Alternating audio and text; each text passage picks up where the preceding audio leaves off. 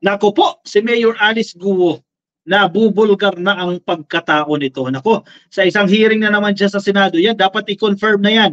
Aminin mo na, Mayor, once and for all, matapos na itong issue na to, ikaw ba to? Abay, Chinese ka ba talaga? Pilipino ka ba talaga? Kasi may mga na-discovering dokumento na nagsasabing totoong Chinese itong si Alice Guo. Plinanta lang ito ng kanyang pamilya. Nako po, medyo mahirap-hirap na paliwanagan ito ka-coffee. May lumabas pong dokumento. In fairness, sa Senado nakakalkal po sila ng dokumento na ito. Matibay-tibay itong dokumento. Hindi ko alam kung paano pasisinungalingan ito ni Mayor Alice Guo. Hindi naman pwedeng isagot niya siya. Wala siyang matandaan, ka-coffee. Nako po, ayan na. Lumabas na, ka-coffee, sa balita. Is Guo, ang tunay niya pa bang pangalan ay Gu Waping. O yan, Gu Waping. GHP.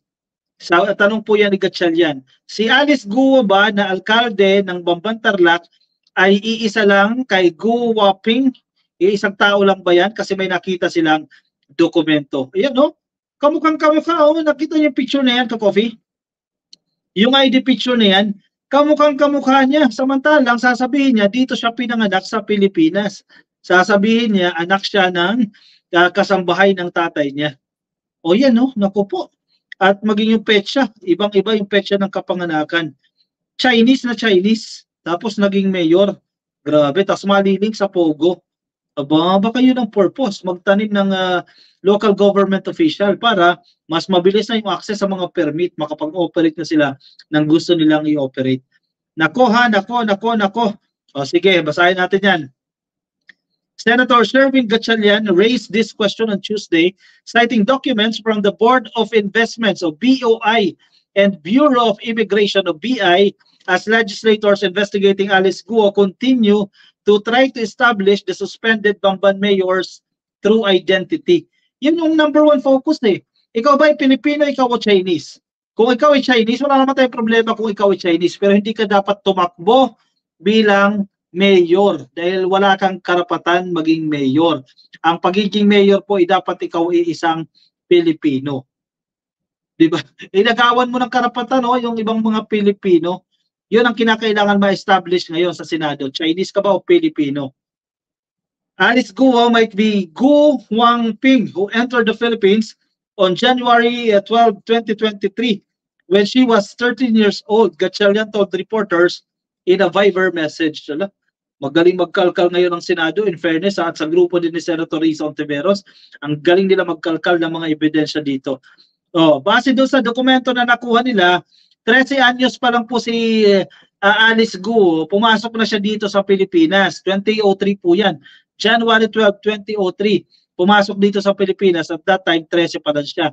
So taliwas yan sa mga kinikwento ni Alice Guo na ipinanganak siya dito sa Pilipinas at ang nanay niya ay Pilipino na kasambahay at lumaki siya sa farm. The documents, wala nang record sa school, di ba? Kasi homeschool daw siya. Kaya pati naman pala walang record eh. Kung sa China nag-aaral eh. O madaling dahil na lang homeschool. Wala nang birth certificate. So ang ginawa sa birth certificate nila, late registration. May mga corrupt din tayong nasa gobyerno, pinayagan nila yan eh. Kasi lang, bigyan ka ng 20 mil eh.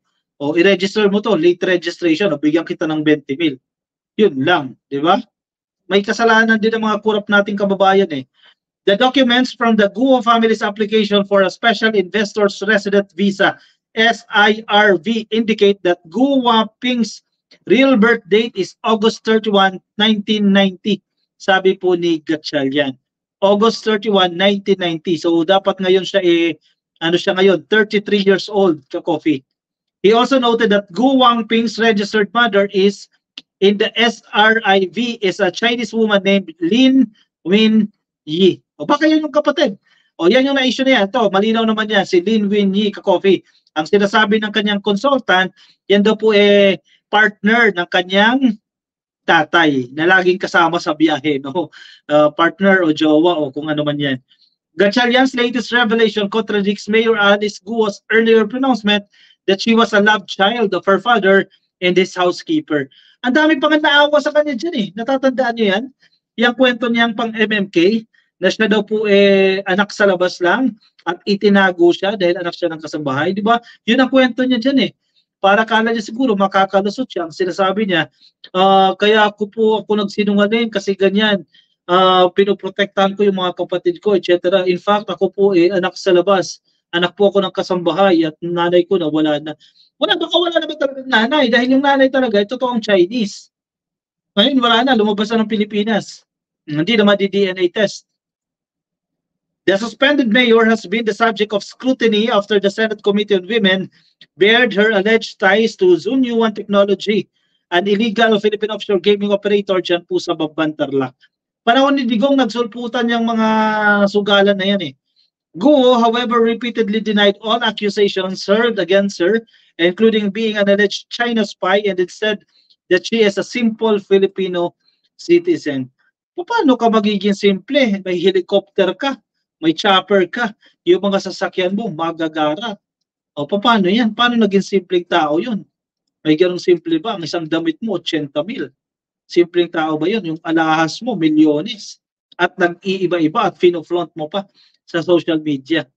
Hindi nga galing sa pera ng Babban-Tarlac, no? Ng LGU ng Babban-Tarlac. Galing naman sa sugal.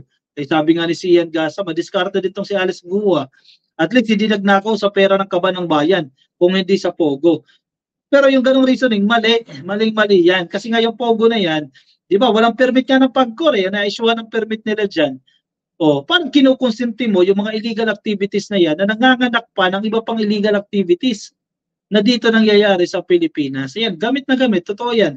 Noong Sandra Valdez, ginamit lang siya dyan. May ibang taong nasa likod dyan eh. Yan, siya ang nananagot ngayon. Siya ang nakapronta ngayon eh. Siya ang nakasangkalan ngayon. O, nasaan yung kumokontrol sa kanya? Lumabas na ng Pilipinas. Isasampahan na siya ng criminal cases ka-COVID. This week daw, sasampahan na raw yan eh. Anyamiten, ay, alam ko yan, Ilocano term yun, Anyamiten, hoy Roque, pag namatay ka, pakakasalan ko na yan. Sino? Si kuya mo? Anyamiten. Sandra Valdez, ginamit yan si Guo maging spy. Motion science, kung simpleng tao lang siya, di hampas lupa na tayo. Ha. Wala pa tayo sa hampas lupa, sir. Mas mababa pa sa hampas lupa tayo. Kung simpleng tao lang siya. May simpleng tao ganyan ba napakayaman? 300, pang 300 like daw siya. Lady Net, hello host and everyone watching. Happy viewing po sa inyo. Entrepman, happy viewing po sa inyo. Magtatago na yan. Parang Kibuloy, Teves, Bantag. Ayun, walang silbi yung yaman niya pag siya inakulong. Ikakasuhan na siya dyan ka-coffee. Grabe, no? Grabe, pinaikot tayo dito ni Mayor Alice. The Chinese involved in Pogo in Pampanga should be deported to China because of spying. Philippine Retiree Integration o PRI for a United Retirees with Integrity, sabi ni Prime Priest. PRI plus kita. Shoutout po mula sa Ilocos Norte kay Romeo Cahigal. Ellen Conde, binubulabol lang tayo ng hinayupak na yan, sabi ni Ellen Conde. Ayun na nga nangyayari dyan, ka-coffee. O siya, sige. Anong say mo dyan, ka-coffee? Comment ang inyong opinion, reaction dyan sa ating comment section. Sana mapabilis na ng PAOCC ang pagsasampa ng kaso dito kay Mayor Alice Guo para managot ang dapat managot at umamin yung mga taong sangkot o involved dito sa mga kalokohan na ito. Happy viewing din kay Ma'am Rose Manalansang, nakikinig po sa atin lahat po ng mga Perez at Manalansang na nakikinig po sa atin mula dyan sa Quezon City, nasaan man po kayong bahagi ng Pilipinas o ng mundo. Shoutout po sa inyo Ma'am Rose and Tito Ox. Happy viewing po sa inyo kung nakikinig po kayo sa ating live stream ngayon. O siya, sige. Ako yung magpapaalam na sa inyo ka-coffee. Maraming salamat po sa mga sumama. Kung nasa Facebook po kayo, please like and follow sa Facebook. At kung nasa YouTube, please click lang po na subscribe at i-like na rin po ka-coffee yung video na ito. Alright, ako yung magpapaalam na sa inyo ka-coffee. See you again tomorrow. Alas 10 po ng gabi, Philippine time ang ating live stream. Everyday po yan, except Saturdays. Thank you everyone. Paalam po sa inyo. Bye-bye.